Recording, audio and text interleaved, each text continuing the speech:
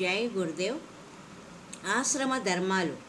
ఆశ్రమ ధర్మములు బ్రహ్మచారి, గృహస్థవు, వానప్రస్థ, సన్యాసములనది 4 విభాగమై ఉండును. అందులో బ్రహ్మచారి ఆశ్రమము మొదటిది.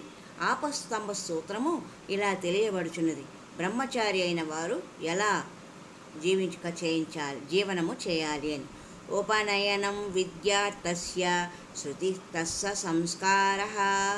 ఉపనయన సంస్కారము విద్యార్థికి వేదవిహిత సంస్కారముగా తెలియవలయను అని ఆపస్తంభ ధర్మసూత్రము చెప్పబడినది.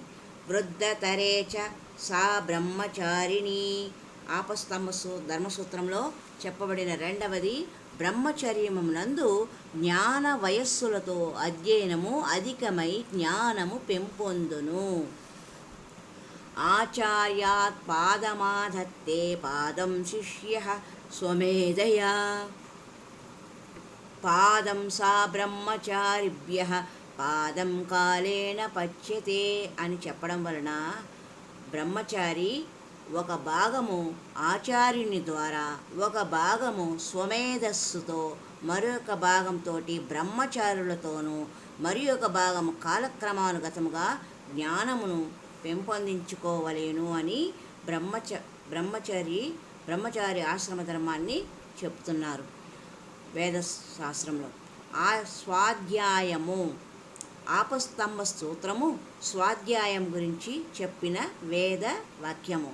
తత్ర శ్రూయతే సయది తిష్టాన్నాసీన శయానో వా స్వాధ్యాయమధీతే తప ఏవ తత్తప్యతే తపోహి స్వాధ్యాయ ఇతి.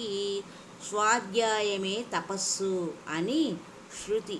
నిలబడి, కూర్చొని, శయనించియుగాని స్వాధ్యాయము స్వశాఖ వేద అధ్యయనము చేయవలెను అనగా ఎవరికి వారే జ్ఞానమును ఆర్జించుకునే దానిని స్వాధ్యాయము అంటారు. ఇది తపస్సు, తపింపబడినది కావున అది తపస్సు అని తెలియవలెను అని ఆపస్తంభ సూత్రంలో చెప్పబడిన విశేషం.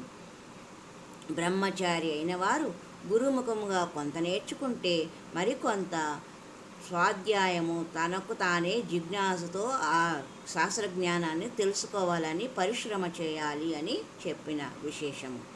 గురు శుశ్రూష గురించి బౌద్ధాయన ధర్మసూత్రము చెప్పిన వేదవాక్యము. బ్రహ్మచారి గురు శుశ్రూష్యా మరణాత్. బ్రహ్మచారి ఆమరణ పర్యంతము వరకు గురు శుశ్రూష చేయవలేను. బ్రహ్మచారిగా ఉన్నవారు బ్రతికి ఉన్నంత కాలము గురువుకి సేవ చేస్తూ బ్రతకవలేను అని చెప్పబడిన బౌద్ధాయన సూత్రం.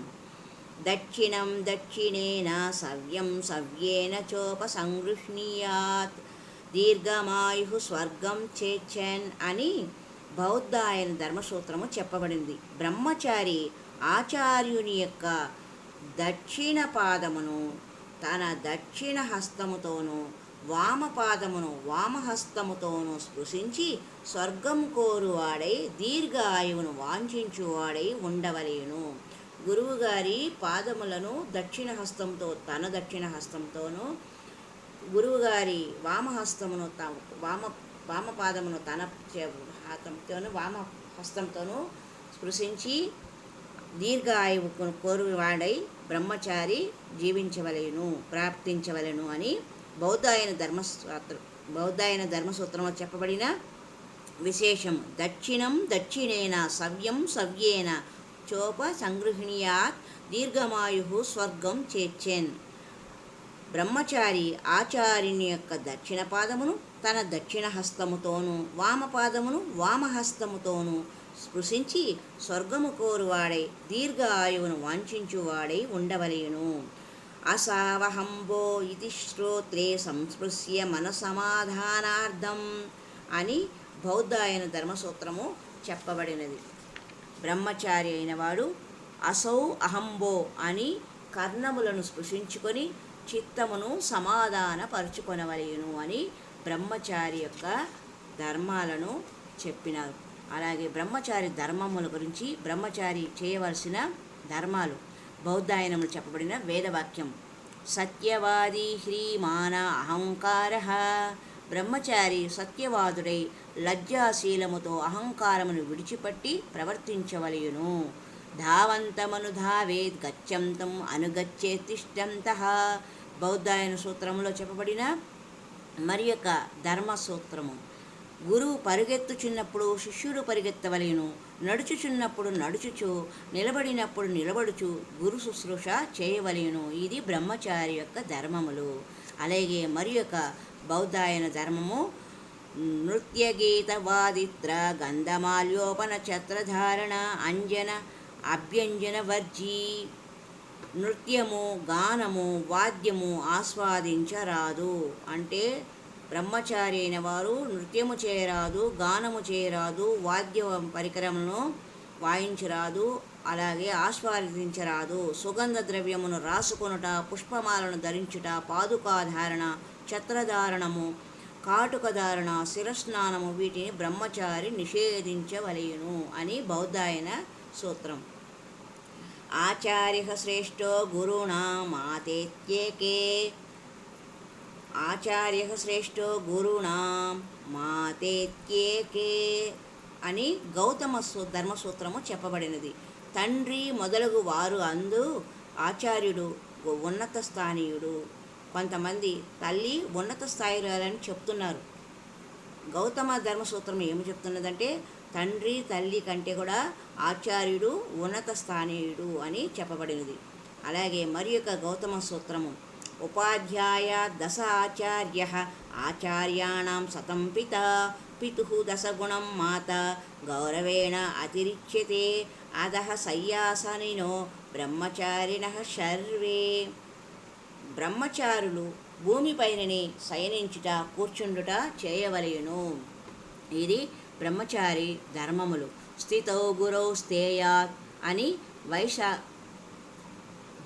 వైఖానసలో చెప్పబడిన ధర్మసూత్రం. ఆచార్యుడు నిలబడి ఉండగా బ్రహ్మచారి నిలబడియే ఉండవలను.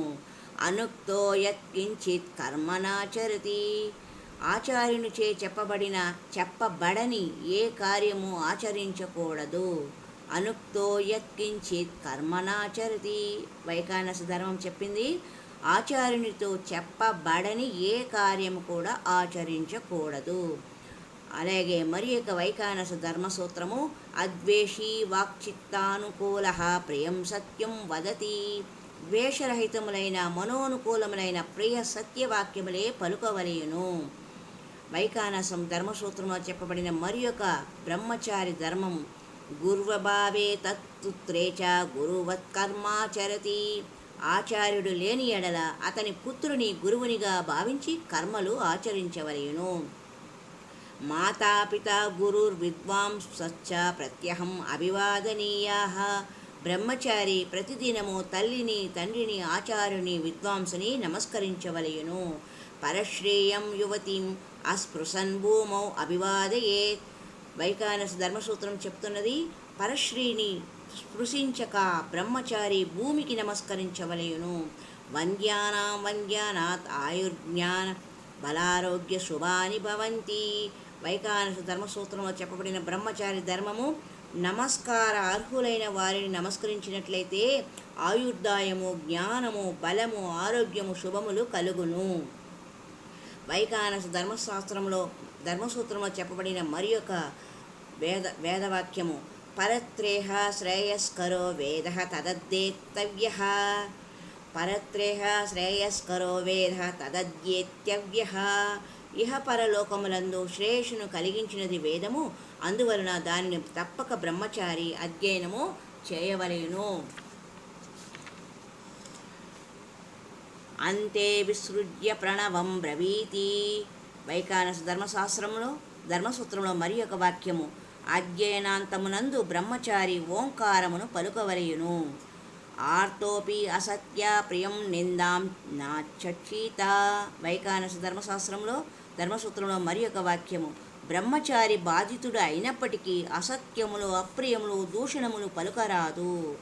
వైఖానస ధర్మసూత్రము చెప్పిన మరి యొక్క బ్రహ్మచారి ధర్మము మధు మాంస మత్స్య రస శుక్య యభోజ్య భోజన వర్జీ భక్ష్యాచరణం కృత్వా గురుణా అనుజ్ఞాతః భైక్ష్యాన్నమశ్నీయాత్. బ్రహ్మచారి అయిన వారు మధువు, మాంసము, మత్స్యము, లవణాది ద్రవ్యాంతరముతో కూడి ఉన్న భుజించుటకు వీలులేని పదార్థమును విడిచిపెట్టి గృహాగృహము తిరుగుచూ భిక్షను సంపాదించి ఆచార్యుని యొక్క అనుజ్ఞతో భిక్షాన్నము తినవలయును.